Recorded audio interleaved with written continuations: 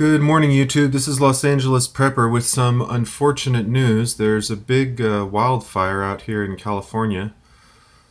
Just north of Ventura, here's kind of a... Well, that's not what I'm looking for. That's like a weather forecast. Here's kind of a rough map of the area affected currently. This is being referred to as the Thomas Fire.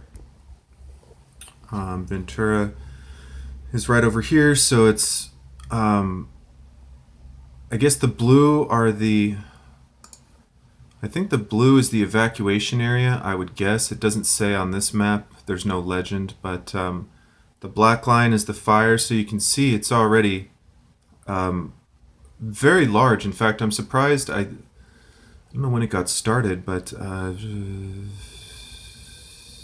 p.m. Monday. Within an hour, it grew from 50 to 500 acres. That is just, I mean, that's just insane. That's 1,000% growth in an hour. Oh man, let's see what the winds are. Well, I think I'm logged in, so I can't. Well, let me see here.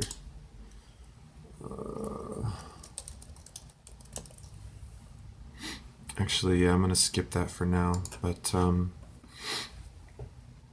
so, you know, why is this video important? Well, I know we have a couple California subscribers, but more importantly, it's just, you know, it's not so I mean, this fire is a surprise, but fire in general in California is not a surprise. I know I've talked about it in some of my other videos as far as, oh, don't you just love browsing online? This autoplay crap. You know, never mind the fact I'm trying to get fire information. Tell me about, you know, okay, American Cancer Society, that's great, but, geez. Yeah, this is a list of 2017 statewide fires, so you can tell that this is certainly not something strange to California. Now, the power outage, I don't think this one had the power outage map. Let me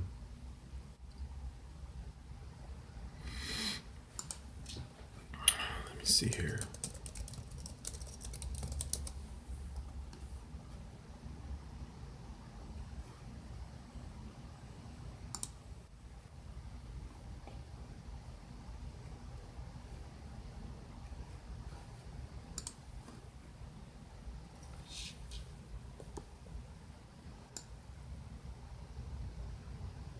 Wow. So all these exclamation marks are maintenance / repair outage.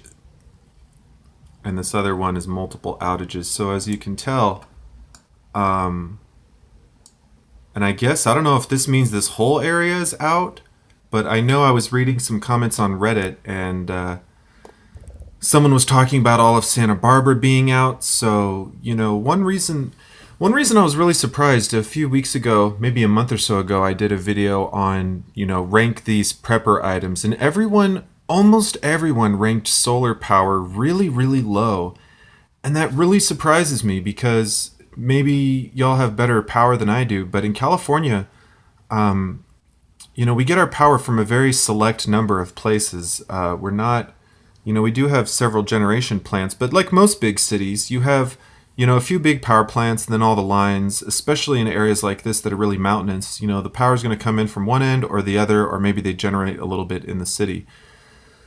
So if you have a problem, you know, a big fire, and, you know, one of the main substations or power generation stations has issues with fire, or even if they just shut it down for safety's sake, you know, if there are a lot of structures that are questionable, they really don't want to be pushing power to them because that could start even more fires. So at any rate, power outages are a real concern for Californians, and you can see, like, I don't know if all these are related to the fire or if any of these are related to the fire, but in any case, you know, I don't think I've personally had a power outage that was related to a fire here. We've had ones, I want to say, that were related more to like windstorms and bad storms and such, but definitely a possibility. This Christmas I'm looking at getting at least a 100-watt panel charge controller. I guess I'll have to get a 12-volt battery.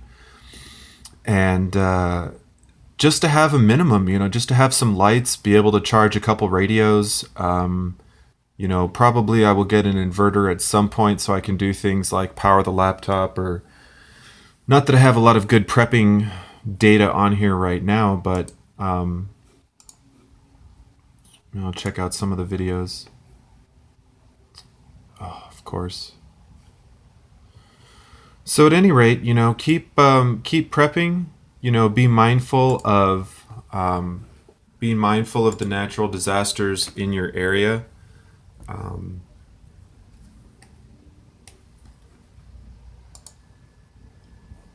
know if they're saying anything here. Wow, that's bad. Oh, no. That's 150 right there. Yeah, so that's a freeway. This is a dark freeway. Really crazy stuff. There's a whole neighborhood up there that we can't see. Yeah, so these guys are in a helicopter, I guess, getting some live footage, KTLA. And just look at this. I mean, I don't know how big an acre is, but an acre is probably like, a little square here. So then when they zoom out, I mean, good God.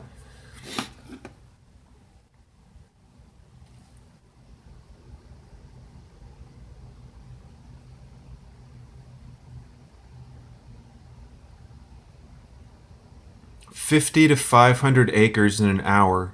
1 hour.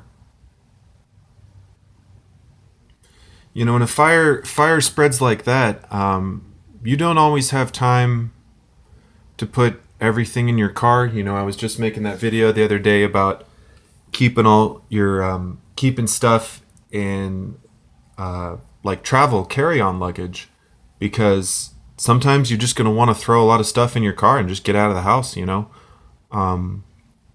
want to have a bunch of ammo cans, and it's nice if you have a half a dozen or a dozen firearms in your safe, but you're not going to throw your safe in the car. Do you have a way, especially in California, you have to have locked firearms. I don't know what would happen if you went to court because you were evacuating and you wanted to take your firearms, but you didn't have enough locked containers or whatnot. But even something like that, do you have enough ways to legally transport your firearms? I think it would be a really good drill. I would do the drill myself as far as throwing stuff in my car, but I don't have that much stuff I would really throw in. I'd probably grab the laptop, my kind of personal safe with financials, my firearms, which are in one bag, my ammo container, which right now I only have one full ammo container, so that's not a big deal for me. My tools, some food, maybe my files. It's only one file box, a little plastic file organizer, So in about 10 minutes, I could throw everything in my car. And where I am in Los Angeles, or just a little east of Los Angeles anyways, the likelihood of a fire catching residential neighborhood like ours by surprise is not remote. It's not impossible, but it's a little more remote since it's a little bit more of a populated area. But God, 50 to 500 acres. I mean, just look at it. It's unbelievable.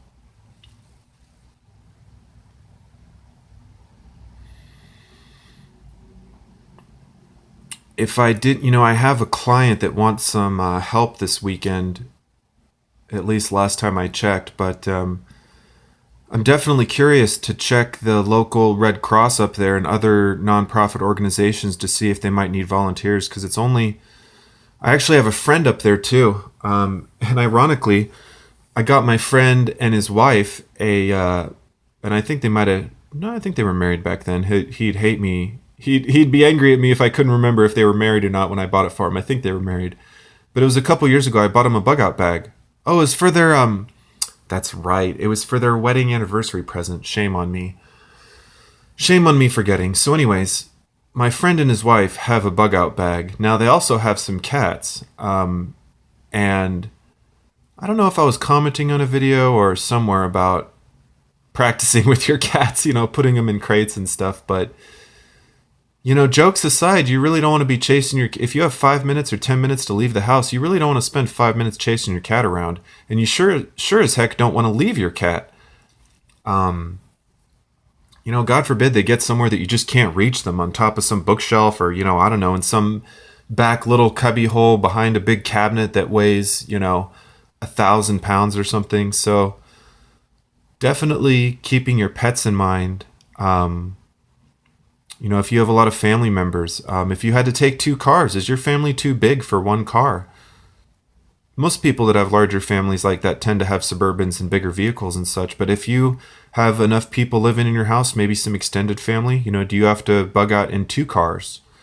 Something to consider. There's just so many things to consider in how to evacuate safely, quickly, and preferably not, leaving anything irreplaceable. I mean, not, you don't need to take everything in your house, but I would at least take valuables and things that if they got damaged, perhaps the insurance wouldn't replace something, wouldn't replace with something commensurate. But I'll keep this video kind of short for now. It's definitely, more perspective on why I prep, why I'm looking at things that other preppers look at, like solar power. God, even in the reflection of the laptop, you can see how goofy my hair looks. But, solar power, radios, it's important. I'm bad on power because I really don't have, I have double A's and stuff, but I don't have a lot of rechargeable batteries. So I'm kind of good on short-term power, but long-term power, I am terrible. So that's why I need to get that solar panel so that push comes to shove. I have power, I have communication, I have light. It's not really going to be enough to heat my place with solar power. But if I can keep the lights on, keep some communication going, I think that's a really good start to, situational awareness and safety. So thanks for watching. Like, comment, subscribe, and keep prepping and stay safe out there.